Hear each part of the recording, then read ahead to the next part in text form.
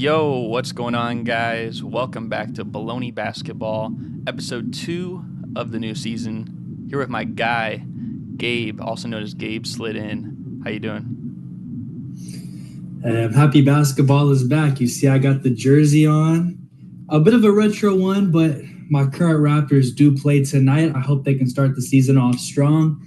Not that my expectations for this season are too high, but maybe they can prove me wrong, and I'd be excited about that. Well, we'll have to see. That's going to be, by the time this video is out, the game will be decided. I'm sure you and, select Timberwolves fans, maybe Jelson, you guys will probably be going back and forth at it. By the time this is out, I'll probably be in Memphis, ready to watch my guy D Rose play against the Nuggets. So that should be good. But speaking of the Nuggets, they got their rings on opening night, played the Lakers. Denver did win 119-107. We had Jokic opening the season with a triple-double, 29, 13, and 11. AD had 17 in the first half, looked pretty strong. Then the second half happened. He didn't look too strong. LeBron, 21, 8, and 5. And then Jamal Murray, 21.6 assists.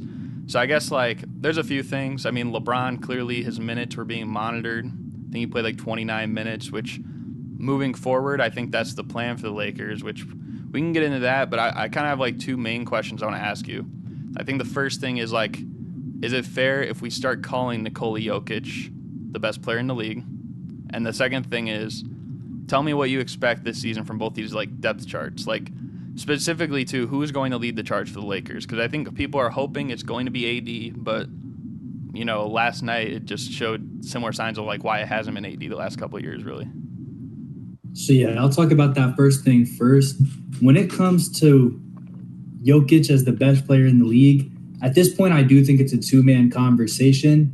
I think people either think it's Jokic or I think people think it's Giannis.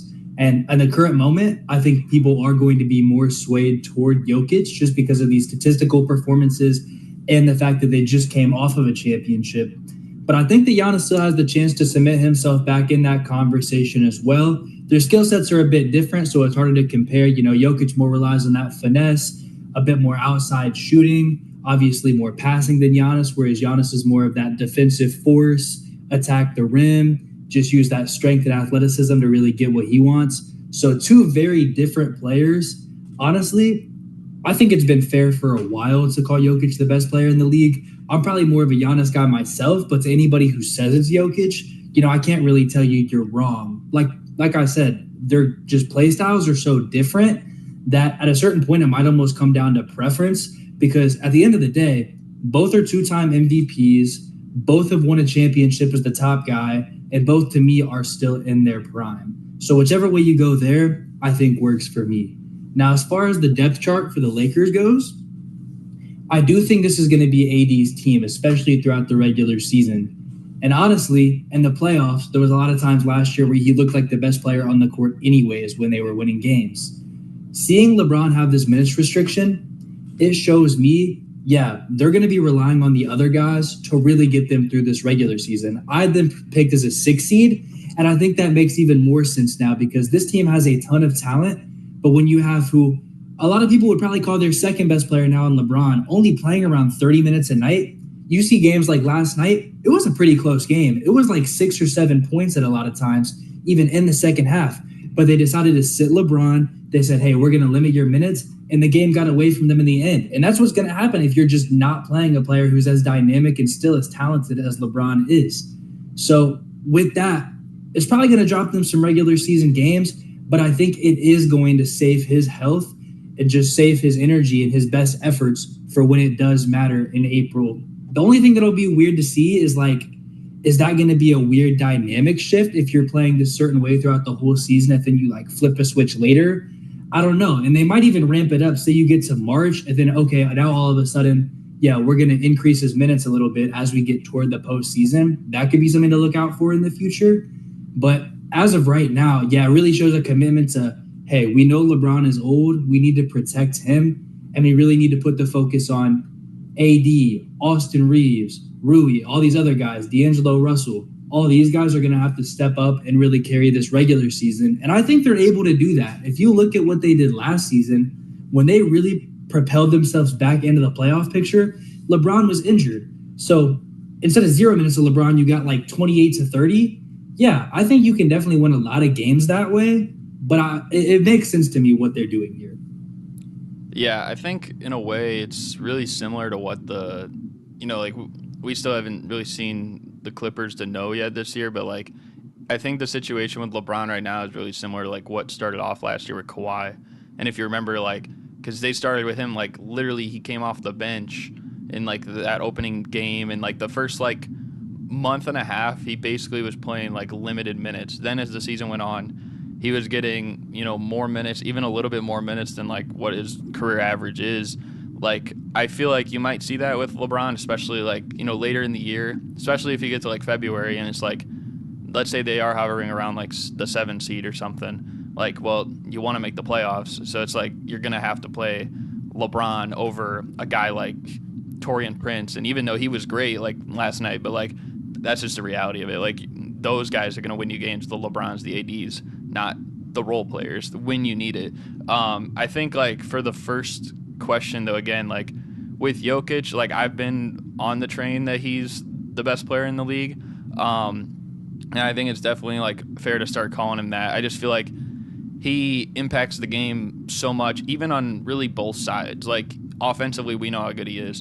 Defensively, yeah, he doesn't maybe move his feet quite as good as maybe the average big man, but I think you could argue that his hands are probably like up there with like the top 15-20% of bigs. Like honestly, if he had great lateral quickness, he'd probably be in all defensive discussions. That's kind of the biggest thing that holds him back. And then as for the other part, like the depth charts, like I think for the Lakers, there's a few question marks I still have with those guys that like, Laker fans are hoping like steps up, like the D'Los, like the Gabe Vincents, like Jackson Hayes and stuff like that. Hopefully, I expect Austin Reeves will have a even better season this year than last year. Although like opening night for the most part, he did look he looked a little like confused. Like he looked like he didn't really know like where to go in like places. And hopefully that doesn't, for their sake, that doesn't hold true for the remainder of the year. But as for the Nuggets, like I feel like they have better depth than anyone's really given them credit for. I know losing Bruce Brown isn't ideal, but like they got a guy like Reggie Jackson who's a proven veteran. Like him and DeAndre Jordan were both vocal presences last year that led them to get a championship. And you add really a lot of young guys from if they played Strawther or if they played Hunter Tyson. They played Zeke Naji a lot the other day. Christian Brown got big minutes. Like I feel like they have a lot of directions that they can go. So I think the Nuggets are going to be fine. And I mean, as for the Lakers, I think their biggest thing is just like, trying to like figure it out with these other guys right now. Because if they're going to keep LeBron around 28 to 30 minutes a game, like, well, then that means someone else is probably going to be playing. There's probably going to be like 3 players, including AD, playing more minutes per game than LeBron. And like those other 2 guys, whether it's Reeves and D'Lo or like Reeves and Rui or whoever it may be, like they got to, show their worth in those extra minutes.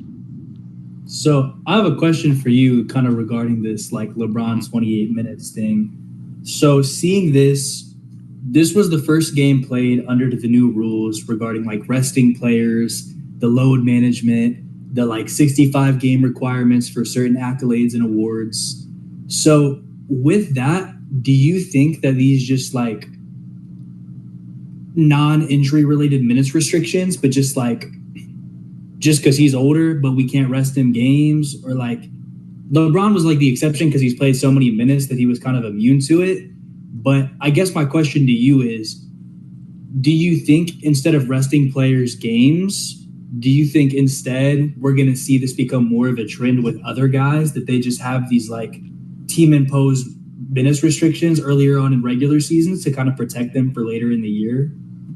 I mean, it could be. I think you want to use that to your advantage earlier in the season rather than later, because you don't want to have a situation where like you played 70 of 72 games and then you just kind of like rest for a majority of the last 10 and then you're not quite in game shape for the playoffs, right? And I think like you could even say like with the Suns, and I mean we're going to get into that in a sec, but like them like being cautious of Bradley Beal like on opening night, and it's like he probably could have played, like he was listed as questionable, but I mean you're not gonna take that risk, and you'd rather play it safe in October than like play risky in like March or April. You know what I mean? Yeah, no, that definitely makes a lot of sense. I think especially now when you're in like game 1 of 82, it's a lot different than if you get to game 60 and you're like, oh, our seeding is not as good as we need it to be. We really need our main guys in like every game versus, if you get that late in the season and you're like, oh yeah, we're pretty much locked up to be like a top 3 seed. If they want to rest a little bit here, take a lighter minute load, then it makes sense. So I think it's all very context based, but like me, I just looking at that, it almost put the idea in my head of like, oh, some of these guys who want to load manage a little bit, like say like a Zion, for example, or a Brandon Ingram, like these Pelicans players, why not just give them the same thing? Why not say, because they don't have this like exception that like the older players might have when it comes to avoiding like the 65 games requirement. But who's Willie Green to say, let's just give them 28 to 30 minutes a night? Win or lose, it might make us a little bit worse in the regular season, but at least it'll keep them healthy to April. And maybe once you get to March, when you really need some of those wins to get your playoff seedings like certified, then you're playing those guys like 36 plus minutes. But for now, let's just keep it short so that way they stay healthy. That's kind of where I'm coming from with it. Yeah, all in all, I mean, there's a lot of time left. I wouldn't even be surprised if they abandoned this 28 to 30 minutes per game thing for LeBron in a month and a half from now. If let's say they're hanging around like the low end of the play-in, like things just aren't working out, and they just need a spark, they need wins, and guys like LeBron and AD are going to be your best chance at getting that. But yeah, I don't know if you want, we can move on to the other game of the night. This one was closer, but I feel like it was a weirder game, I would say, and that is the Suns and the Warriors. Suns won 108-104. Booker was the high-scoring man for the night, 32 points, 8 assists, 6 rebounds. Your guy Curry had 27 points and 5 rebounds, and then KD had 18 and 10, although he didn't really have the greatest shooting night, and Chris Paul in his Warriors debut and first game against his old team, 14 points, 9 assists, 6 rebounds. So, I mean, I kind of have I'll let you first. Like, what were your thoughts on the game overall before I get into my question? Well, I told Suns Twitter that they were going to do a good job defensively on KD. They came after me, man. What happened? He had a bad shooting night. So I'm going to take that W right away. I was right. However, I was wrong about the game.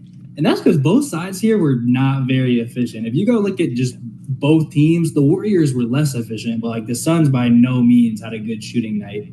However, it really was the efforts of like Booker, and then especially Nurkic and Okogie really like showed out on that offensive end. Nurkic as a whole. Now, if you've ever seen us on 3 Point Weekly, we're not very big Yusuf Nurkic fans. However, in that game last night, he was really a difference maker for them. From his rebounding, which was really good for them, him and KD really controlled the boards. And then even just like his passing in the offense, his role as a screener, he just seemed to fit so well right away. And that was surprising for a player who just got to the team, a team with a new coach as well. Like there's a lot of moving pieces there. But he was able to fit in so effectively, whether it was like a dump off pass to Okogie or just setting a high screen for Devin Booker for him to just go around and get a nice mid-range look. Whatever it was, he just fit in really well there. And I'm honestly excited to see what they do with him in the future, which is not something I would have said not too long ago. But the fact that they were able to get the job done without Bradley Beal playing and with KD having a poor shooting night shows me that this Phoenix team has multiple ways to win. When you think about them on paper, you're like, yeah, their 3 stars are going to outscore everybody. And they're probably not going to play much defense, and the other guys probably aren't going to do very much either. But what it showed me last night is that some of those other guys really can step up. And for modern standards, 104, 108 is decently low scoring. So for them to kind of win more of a defensive battle as well, that's a really good sign to see from them early on. Yeah, and the biggest reason I say it was a weird game is because, like, you even hit it on the nail saying, like, both teams didn't shoot efficiently. But, like, I don't know, it just, like, felt like it felt like both these teams definitely have holes they need to address already. And yeah, we could say that about really any team on day one. But I would argue that, like, in the other game, like, both Denver and the Lakers looked like a more polished team than either of these teams looked all around, right? And so, like, that's why, while Nurkic was a difference maker, like you said, Okogie was huge, probably set a record for literally the most and ones in a game, like, ever. Like, he had, like, probably, like, 5 of them. But, like, the two biggest things I want to ask you is, like, well, first of all, like, because obviously Draymond didn't play, and we know Bradley Beal didn't play. So, like, how will you think these offensive sets kind of, like, shape up, like, when both these guys are back? And then the other thing I'm going to ask, I'm gonna just say it, like, which of the sorry players on these teams are not going to be – they're going to be filtered out of the rotation? Because I saw a lot on the court the other night. So, I guess addressing the first thing with the offensive stats, I'm most interested for Bradley Beal. The Warriors are, like, consistently a pretty low turnover team, and even without Draymond, they were still able to do that. So, like, on the ball handling, on the playmaking side, they were kind of able to do fine without him, but I do think that will improve their defense even more. Now, they had a pretty good defensive performance last night, but, it was only one game, so just in the macro scale, that's going to get better with him there. But I really am interested in the Suns with Bradley Beal because they turned the ball over quite a bit. I think they lost the turnover differential by, like, 8. And with that, it's like Devin Booker at this point is basically your primary scorer and your primary passer. And while he has good decision-making skills and, like, some solid playmaking chops, I really want to see Bradley Beal take over more of those playmaking duties as a guy who's been a lead guard himself for plenty of time. And as a guy who, if his main thing is just going to be scoring, I think it's redundant to what Booker and KD already do. So I really want to see him try to excel there and really try to maximize that. And if he's able to do that, I think that makes their sets a lot more interesting because that mixed with Devin Booker, who we know can play make a bit, and KD, who I think is a little underrated there, I think mixing that all together, 2 of those guys are going to be off the ball at any given time. So they could run some really interesting sets. Like I said, with Nurkic as a screener, like if you have just Okogie and, like, a dunker spotter as a roll man, like, there's some interesting things they could do there. As far as the rotation guys who are going to get phased out, I'm going to give you one right away.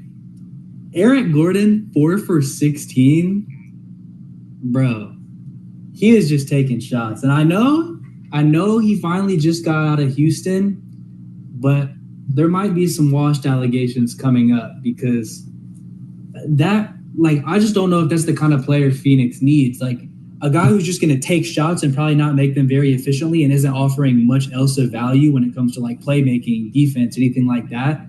Why would you need that? Because realistically, if you're, like, running your lineups correctly, one of your 3 main scorers is going to be on the court at any given time. So why do I need a guy that's just going to be a bucket guy off the bench? I don't think that's very necessary. I think what they need to be more looking for is guys who can fulfill specific roles. Who's a guy that can just be like a sharpshooter who they can bring in on a whim if they really need a 3? Who's a guy that you can bring in to just be a defensive body? Who's a big man you can bring in that's just going to straight get rebounds? So, like, searching for those guys more than just a guy who can get a bucket is going to be way more important for them.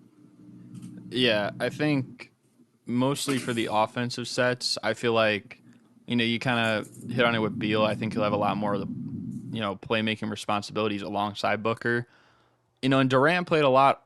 I know he took a lot of shots, but it felt like he played a lot off the ball the other night too. Like, almost every play he didn't shoot the ball or touch the ball, really. Like, he kind of was just, like, in the corner, like, ready to spot up, which seemed a little bit weird. And I'm thinking, like, with Bradley Beal, like, that's probably only going to, happen a higher percentage of the time because, like, well, that guy's an elite scorer himself. Like, he's going to be scoring more than anybody else on that team besides Booker and Durant. So I'm a little interested to see how that works out. I think when Draymond comes back, like, it felt like the Warriors really missed Draymond the other day because they were moving the ball a lot on a lot of plays, but, like, it just felt like they weren't creating the actions that they normally get. Like, what's one of the Warriors' best plays? They'll pass it to the wing. Draymond will set that screen for Curry. He'll come off it over toward the ball. 3-pointer, wide open. They didn't run that, like, once at all the other day. and like that was really rare to me because like I can't remember the last time I watched a Warriors game and that play wasn't run at least like half a dozen times, let alone like I didn't even see it once. So I think like with Chris Paul in the lineup, like it makes it a little bit different. You have to adjust differently, but I think like they definitely need Draymond for actions like that. And then for the sorry players that I think need to be filtered out, I agree with you. I think Eric Gordon is definitely one of them. I also think Grayson Allen needs to go, like already. I mean, that guy did nothing. Grayson Allen is dead weight. Off one game, he was a starter for the Bucks pretty consistently. Like he can be a decent offensive player on some nights. It's slim and very thin days where he does that. I think Yuta Watanabe should be starting over him personally. Like I just feel like he's a way better fit. Raptors legend Yuta. Yeah, like I said, when I said like a guy who fills a specific role. When it comes to a sharpshooter, bro, some of them shooting numbers he was putting up in Brooklyn, crazy. So like, especially like I think he has a place on this team going forward. I think as a backup big like Drew Eubanks, he has a place on this team going forward. Even like he got in at the very end, but hey, maybe Nas Little can sneak a little bit more into that rotation. We'll see. On the Warriors side, though, I will say I like most of the depth guys they played. Now, Corey Joseph, only 4 minutes. I don't think he's a part of your rotation long term. But like Moody and Kuminga look pretty good. And I think having them out there with Chris Paul is going to help them a lot. Somebody who's creating good looks for them, especially Kuminga. And then he even had a couple good dump offs to like Dario Saric, who did not have a great night on the offensive side of the ball, only going 3 for 11.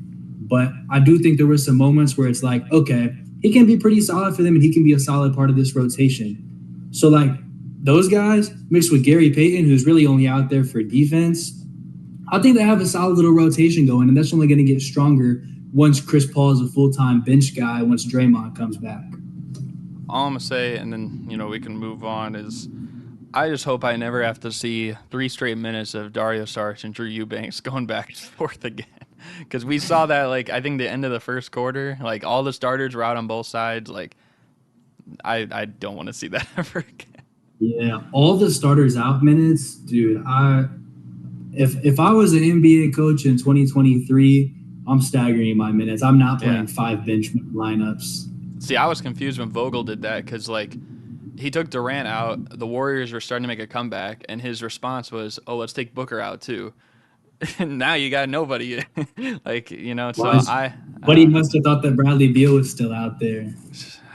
Like, that's what I want to see. Like, Phoenix, like, we know what Bradley Beal can be as a number 1 option. Like, not that Washington was good, but we know that Bradley Beal can score a lot of points as a number 1 option. So, like, I want to see when Booker and KD hit the bench for a little bit, leave Beal out there for a while to be your number 1 option for those minutes, and then bring Booker or Durant back in when it's time for him to get his rest. Like, that's the kind of things I want to see with them. Yeah, especially against those guys. Like, I mean, most of them are second stringers. Like, Bradley Beal should easily get the most points in those lineups. So, but I don't know. Speaking of points, a team that's desperate for that right now is the Miami Heat, who, Pat Riley, recently came out and said, I don't know who it's going to be, Bam or Tyler Hero, but somebody is going to have to be a 25-point per game scorer. They were hoping they were going to get Damian Lillard. They even said bye-bye to Gabe Vincent, bye-bye to Max Strus, to try and make the move to get Damian Lillard, and he ended up in Milwaukee. So, I mean, do you think the Heat can find a way to, like, duplicate their playoff performances of the last 2 years once again? Bro, I think it's finally over for Miami, dog. I got to be honest with you. Like, they have found ways to overcome the odds and really, like, reach their ceiling. Like, let's be honest. I think that was their ceiling. Getting to the finals, there was no shot they were winning either of the final series they got to, whether it was the Lakers one in 2020 or the Nuggets last year. So for them to get as far as they did, that was really maximizing what they had. And all they really did was lose players this offseason. Like you said, they lost Strus and Vincent, so now their guard rotation is like Tyler Hero, And then Kyle Lowry and Duncan Robinson, who are both very inconsistent with whether they will show up to produce or not. Then you look at like the wings, and it's like, okay, you brought in Josh Richardson, but like I still am not that sold on their wing depth outside of like Jimmy and like Haywood Highsmith seemed like a pretty good option for them at some points last year. At the big, like outside of Bam, Thomas Bryant's pretty cool. Like he had some solid moments with the Lakers and with Denver last year. But like overall, I'm not sold on them. Like when you talk about that, we need a 25 point per game scorer. Like we have heard them talk about, yeah, Bam's going to take this offensive jump, take this many shots, expand to the 3-point line, do X and Y and Z, and it just never happens. He is a great player, but he's pretty much stagnant at this point. We know what he's going to be, and he's been the same thing for years. And that's a hell of a player, but it's not a 25 point per game scorer. It's a guy with a bit of a mid-range, but not the most dynamic game in the world. It's a guy who's like a cool, versatile defender, but like you're going to need more out there. And they really folded this offseason because there were so many chances to get guys. Like the fact that not only did they strike out on Damian Lillard after going back and forth for so long, but then you see Drew Holiday as a part of that deal. Oh, but who gets him? Your other rival, Boston, gets him. So it's like, all these opportunities to get players, and you just sat on what you had. And yes, what you had has gotten you further before, but at a certain point, when the two biggest buyers of this offseason, well, maybe two of the biggest three, because Phoenix could be up there too with the Beal splash, but when two of your biggest rivals in Milwaukee and Boston are two of the biggest buyers, you got to catch up with that. You have to keep up or you're going to get left behind. And now at this point, they beat Milwaukee before, but that was a much more exposed built Milwaukee. That was a Milwaukee where Drew Holiday was having an offensive fall off in the playoffs. That was a Milwaukee with Giannis banged up, with Chris Middleton coming off injuries, and without Damian Lillard out there, a playoff riser, a top 3 point guard in basketball. Like there ain't no way. Who on that team is guarding those guys? Nobody. The Celtics, they just got so many guys at this point. Like, what are they? They just don't have the numbers. They don't have the bodies. Like, not to mention, Jimmy Butler is usually a playoff riser. Well, they don't have anybody else to take over in the regular season. They don't got that. They have nothing. Like, Pat Riley's like, yeah, we need guys to step up. Get the guys. Yeah. Get them. Why are you asleep on trade deadline day? What are we doing? Yeah, he said, we never tried to trade Tyler Hero. Why? How much does Tyler Hero realistically raise your ceiling? Tell me that, because Tyler Hero in 2022, solid playoff run. They made it to the conference finals. Guess what? 2023 comes around, Tyler Hero gets injured the first game of the postseason. Guess what happens? They go to the finals anyways. How much is he pushing the needle for you? Fine player, obviously not a needle mover because you were just as good without him. So why are you not offering him in trades to get even better? Yeah. He's like your best trade asset. I thought like for sure he was going to end up moved. I mean, most of the rumors were for Dame in terms of like a 3-team trade, but like I didn't think there was really any way he would come back, especially with how many rumors there was. And now like Pat Riley saying like they weren't looking to trade, I feel like that's just kind of to save face, like just to, better the organization, which I mean, isn't bad because, I mean, some front offices basically have, kind of thrown some of their players under the bus, especially in recent off seasons. So I'm going to just say, like, I agree with you. I think they're done. They're not better than Milwaukee. They're not better than Boston. I don't even think they're better than Cleveland. And I don't think they're better really than Philadelphia, even with the whole James Harden thing. Like, it's just that they lost key pieces. They didn't get much better. They're getting older. And like you said, a guy like Tyler Hero, it's like he clearly, as good as he is, he clearly didn't like move the needle that much on that team if they could still get to the finals, despite being, literally 2 minutes away from elimination from my team. The Bulls had him down in that playing game. Tyler Hero gets hurt. They go to the finals. So it's like, that's like the perfect opportunity. Like, we could trade him. We could get something better. And if they got Damian Lillard, there'd be a lot of people saying that they're the favorites to win the East and that they have a real title chance. I don't think that anymore. Like, they've been a 5th seed or lower every year with Jimmy Butler, except the one year they got the 1 seed. that's probably what you can expect again this year. They're going to have no home court advantage throughout the whole playoffs. Like, it's just too hard to think that they could do that and win probably every single series that way.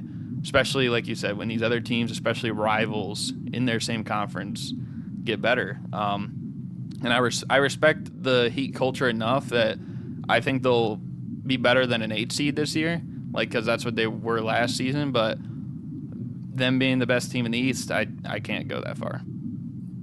I think I had them at like 8 again. Like, I think the way I had it was like Milwaukee at 1, Boston at 2, Cleveland at 3. I think I had New York at 4, Philly at 5. I forget who I had at 6, but it was like Indy at 7 and like Miami at 8. I think I had so it's Miami like, 5th personally, but like that's possible. That's probably more so like me, giving them the benefit of the doubt. I think there's no chance they're better than 4th. Playoff Miami and regular season Miami are just obviously two very different teams. Like, this is a team who was quite literally one of the worst offenses in basketball the entire regular season last year. Then in the playoffs, it was the opposite, basically, right. For the most part. So, like, which version of Miami are we going to see? We don't know yet. And that's why I say, like, when your guard rotation now, 2 of your top 3 guys are Duncan Robinson and Kyle Lowry, like, dude, there's some games where they're just a nothing. Like, Duncan, if he's not making threes, is essentially a nothing. And Kyle Lowry, there's just some games where he's for real just out there. Like, what is he doing? And I hate to say that because he is the greatest Raptor of all time, but he ain't what he used to be, man. He is not what he used to be. He's not what they traded for either. He's regressed significantly. Well, I disagree on that Kyle Lowry take. You know where I stand with certain number 2 Kawhi, but I agree with you. I think, like, and someone, I forget, on Twitter, they were like ranking every starting point guard in the league, and I think they had him last. And it caught my eye because they had Kobe White second last. But still, it's like, you need to have a high level point guard, and Jimmy can play that role as a point forward, but it's just like the point is, like, they're missing pieces, especially when you lose Gabe Vincent and Max Strus and you don't get a Damian Lillard or something. So the playmaking is going to be horrible. Oh, yeah. Horrible. Like, you're talking about Jimmy. Like, if Jimmy Butler's your best playmaker, I'm not going to tell you he's like an ass playmaker, but like, he should not be the primary playmaker on a good team. Yeah. Not close. He shouldn't be the second best playmaker on a very good team. Yeah. But if you want, we can move on here. We can talk about, recently Klay Thompson and the Warriors. They've had talks about extension negotiations. They haven't really met in the middle so much. And there's, Shams is saying that there's a likely chance that he could enter, free agency next year. And so the biggest thing I'll ask you is, let's say Klay does enter free agency next year, and assuming the Warriors don't win, because I feel like if they did win, he would definitely stay. What % chance do you give him to leave? I would say 20% chance. I think there's a shot, but personally, I think the overwhelming favorite choice would be for him to stay. We just had these conversations with Draymond Green, where it's like, there's weird locker room situations, and he's getting older, and he wants a lot of money, so they might let him go. He's not getting any better. He's not getting any younger. And what happened? He got the extension. He stayed around. I truly think this is basically the second coming of like the Spurs dynasty, where like they all for real just stayed. And then Tony Parker left at the very end, but that was after Duncan had retired. Ginobili had either retired or was like a year away. And so really until like the very, very end. And the difference here is that the best guy in this, Steph, he probably has better longevity than both Klay and Draymond. So I just think those three are going to be lifers. I honestly think they're all going to stay, because I don't think the other two are out until Steph's out, because those are his guys. Obviously, the new front office is still willing to pay them and keep them around because they just did it with Draymond. So it's not like different front office. It's not Bob Myers. They don't care about them the same way. It's clear that they do, because the whole Draymond situation even got Jordan Poole out of there because of the Draymond situation. It shows me that they are committed to keeping this core together for as long as possible and as long as Steph wants them to be together.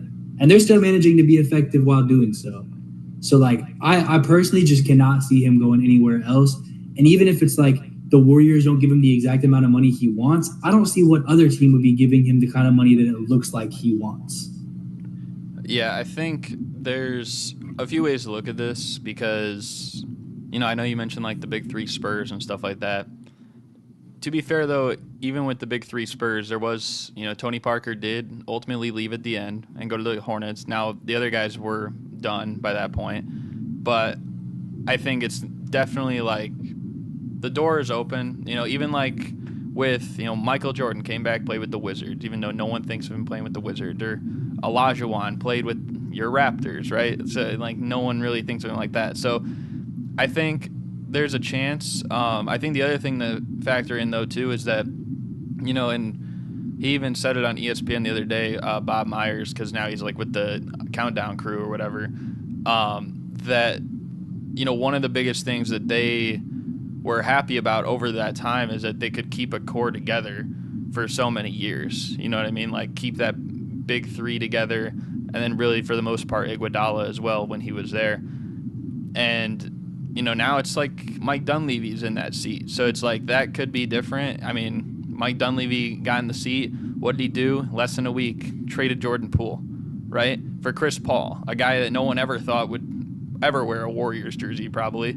So I think that it's, the trust that he built with Bob Myers, if Bob Myers was still there, I think that this would be a no-brainer and that he's probably not going to leave, especially because of what we just saw with Draymond. But, it's different. We're going to see how, like, Mike Dunleavy, values Klay with the team moving forward. You know what I mean? And, like, because a lot of people are saying, Klay is not the same player that he once was. And they were saying that with Draymond, too. Now, eventually, Draymond did get the money in this past offseason. But, if Klay, if they never meet in the middle and give him the money that he's hoping for, I think he could leave. So I'll say, even though I do think he'll stay, I think I'll probably give it like a 32% chance of him leaving.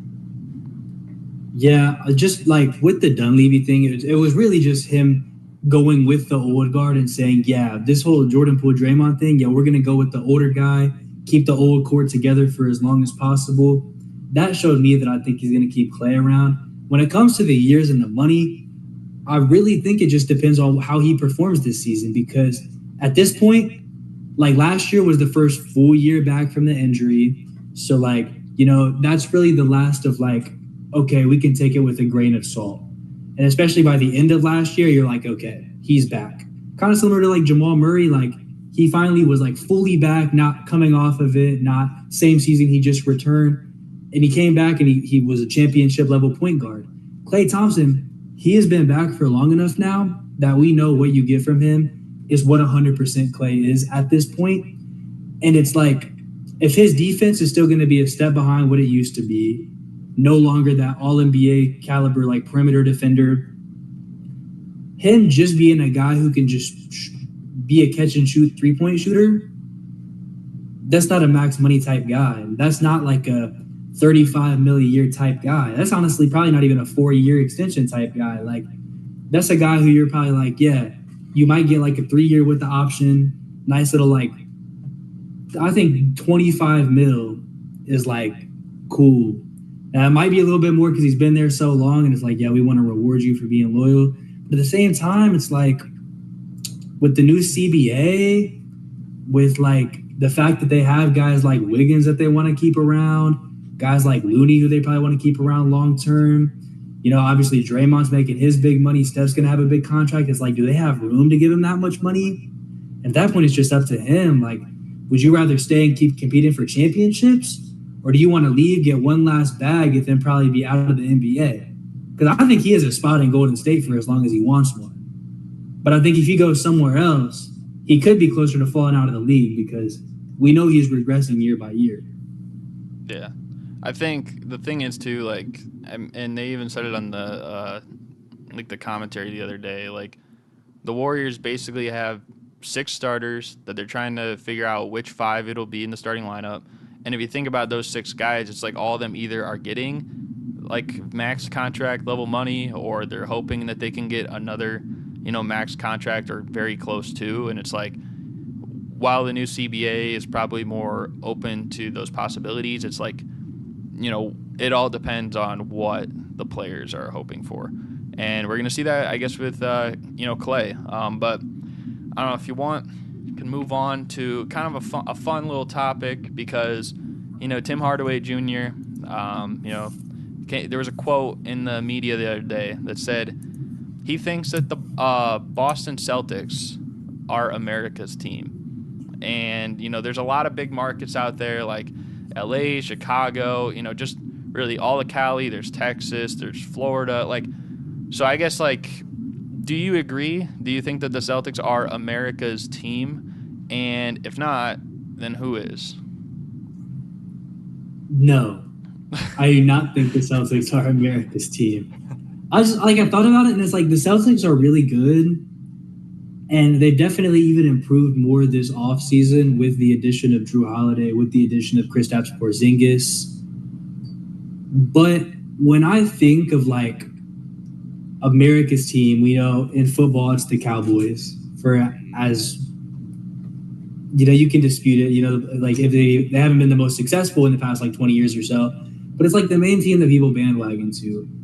And I don't think the Celtics are that team. When you think of the most casual fans and who they're initially drawn to and what team they want to root for, I don't think that's Boston. I think, to me, that's still Golden State. When you look at the most casual of casual fans who are getting into the league now, what's drawing them there is still that mass market appeal of Steph, the Warriors branding, the flashy three-point shooting, big offensive stuff. The way they changed the game, and even though it's been a couple years from the real peak of the dynasty in the late 2010s, they're still at a point where I think brand appeal-wise, they're pretty much at the top of that. And then for a more historical stake, I still do think the Lakers would have it over the Celtics as well. Now, I know they're tied in championships, but when you talk about the full history of it, the Celtics are very front-loaded in that most of theirs were in that Bill Russell era, whereas with the Lakers, you have Jerry West and Wilt Chamberlain got some rings. You got Magic and Kareem got some rings. Kobe and Shaq, Kobe and Powell. LeBron got one there. And it's much more spread out, sustained success to where several generations end up hopping on that bandwagon and really being with them. So when it's the new team that people are gravitating towards, it's Golden State. And for older teams, I do think that's still the Lakers more than anybody. Especially basketball to me feels more like a West Coast thing as well. I feel East Coast is a bit more football focused. So when it comes to just all those factors mixed together, I think it's either one of those California teams being America's team. Yeah, I think it's funny you mentioned, the Lakers and the Warriors, because to add a little bit more to what he even said, he said that he thinks it's the Celtics, and if it's not the Celtics, then you probably would have to throw the Lakers in there, but it's definitely not the Warriors. So it is the Warriors. I just thought it was funny that you mentioned both of them because he was saying it was not. I feel historical sense, in the NBA, it's probably the Lakers. You see them on TV every day. Even if for good, for bad, it doesn't matter. The Lakers probably are on there the most. I think more so in a positive sense. There's more people that have, I guess, gravitated recently toward the Warriors, but I think maybe that's more. I shouldn't say era based, but it's more so a modern thing. Because they're one of the teams that has a big fan base even when they weren't that great. Gilbert Arenas talks about it on his pod, or the We Believe team. They were one of the fan bases that stays true to the team. They're always making noise. Now, granted, that was an Oracle. We haven't really seen that in the Chase Center yet, for really much. But I think there's other teams in there the Knicks. They have such a historical appeal. I think my Bulls. The thing is, we just haven't been good recently. I would probably put between the Lakers, the Knicks, the Bulls, and the Warriors. I think the Warriors probably just recently entered that club. all those teams you could argue or say like definitively are more so America's team than the Celtics. The Celtics have the most championships tied with the Lakers, but I don't know if like the Celtics make a big move. I don't know if it's getting quite as much recognition as the Lakers, you know? Yeah, Lakers shine is so huge. And honestly, as we get forward into the future, I think Warriors fandom will probably become more like Bulls fandom, where it's like, you have this super dominant era and that attracted so many fans, then they'll end up passing it down to like their kids and all that. And so I think you'll see that those two fan bases kind of be similar in that sense. Because, I mean, they might have been diehards before in the We Believe days, but just looking at like the revenue and just how much the franchise's like value has gone up over the past decade, it's very clear that the fan base has exponentially grown, even if they were more diehard back in the day. My thing about the Lakers, though, and honestly the Warriors, where it's like truly America's team, here's my thing, is if you're making the comparison to the original America's team, which is the Dallas Cowboys, you think people are either a fan or they hate that team. When you think of the Celtics, how many people actually despise the Celtics? I did for a little bit because of what Marcus Smart did in the bubble to my Raptors, but like really in the macro scale, like in the NFL, bro, I'm a Bengals fan and I hate the Cowboys. Not the same conference, not the same division, no prior like Super Bowl face-offs or anything like that, no rivalry to speak of. But because they're America's team and I don't like them, I really despise them. And maybe the Cowboys are closer to the Lakers in that sense of like people really hate the Lakers and like want to see them fail at every turn. And I think honestly the closer comparison to the Warriors in that sense might be like the Patriots, who are more of like the modern America's team, who in like this era were really dominant and people wanted to see fail. And they kind of took over that label a little bit, but it's kind of starting to come back down. And I think you might see the same thing you saw with the Bulls. People I'm sure really either loved them or hated them in the 90s. And then now it's kind of mellowed out where people don't hate them as much because they're not as dominant. But as history goes on, you'll see people still hate the Lakers and people still hate the Cowboys, even though the Lakers have like one ring in the past 13 years and the Cowboys haven't got a championship since the 90s. That hatred has persisted. And that to me is why they're America's team. You either love them or you hate them. People are not neutral, and so many people are neutral to the Celtics.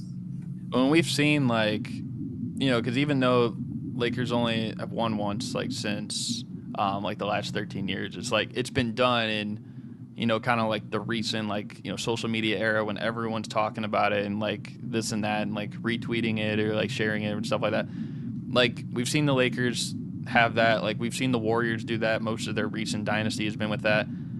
Even to an extent, like the Bulls were, kind of coming at the D Rose and like Joakim Noah days, like that was kind of like still a part of that. That they were selling out like most tickets like for 10 straight years or something.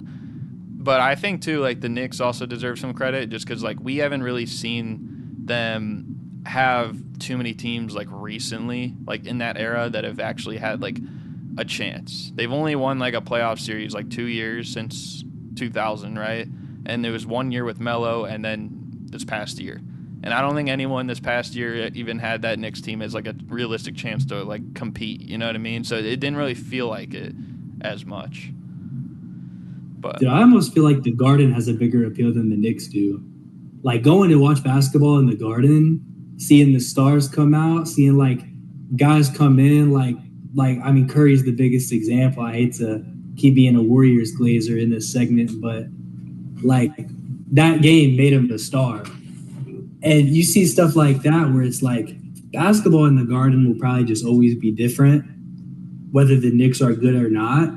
But like to me, the stadium almost has more aura around it than the actual team that plays inside.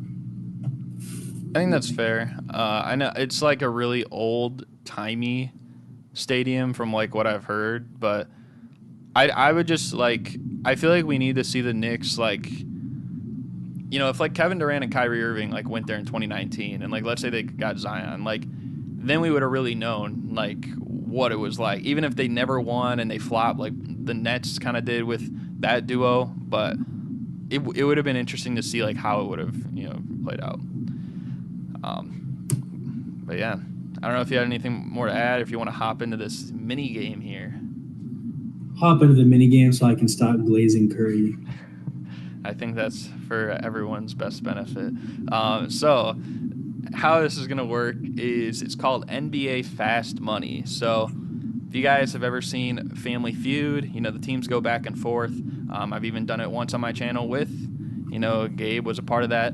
But the end of every Family Feud, they'll bring up like two people and they'll ask them 5 questions. They have I think 20 or 25 seconds, depending on who goes first or second. And they got to give an answer to something. I'll be like, give me someone who does this or something that does that. And then they would have to answer in the allotted amount of time. I think they have to reach 200 points. But how we're going to do this is you're just going to go for as many points as you can. I'm going to give you 5 questions. I'm going to time you with 60 seconds. And, I got the answers here, but I will, tell you at the end how you did. So does that make sense? Just answer the questions you give me. I can do that. Let's answer the question. You got 60 seconds. I'm being a little bit lenient. It is, kind of early on, in the season. So I got to be a little lenient. But, yeah. Other than that, is there any questions that you have? I do not. Okay. So I'm going to get the timer ready for 60 seconds. Okay. So, in 3, 2, 1. Give me a current NBA player that averaged more than 30 points per game last season. Luka Doncic. Give me an NBA team that has never made the finals.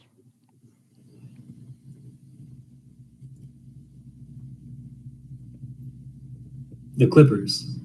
Give me an NBA player that acted in a movie.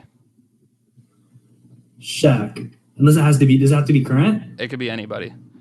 So Okay, Shaq. Okay. Give me an NBA player you would most likely attend their barbecue. Shaq.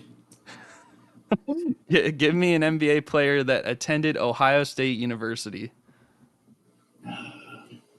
I know so many, but I feel like the most popular answer will probably be Mike Conley. Okay, you got it. You got it in time. You had 10 seconds to spare. Dude, it could have been people. I feel like people might put out like Greg Oden or Evan Turner because they were really good too. Mike Conley's just been around so much longer. His career had so much more longevity. Even D'Angelo Russell's up there. All right, dude. I should acted in a movie. I should have said fucking Juancho or Anthony Edwards or like Shaq. I just know he's had hella cameos and stuff. He's just everywhere. Well, we'll see how you did. So Ray Allen. Ray Allen should have fucking been there. The first question was, give me a current NBA player that averaged more than 30 points per game last season. You said Luka Doncic. You received 10 points. Not bad, respectable. The top answer was Giannis. That would have got you 31 points. I was thinking like, I didn't think that Shea, Tatum, or Embiid would be the top answer. So Luka came to my mind first as like, who would a lot of people probably say? Giannis was first, then Tatum, then actually Dame, then Embiid, then Luka, then Shea.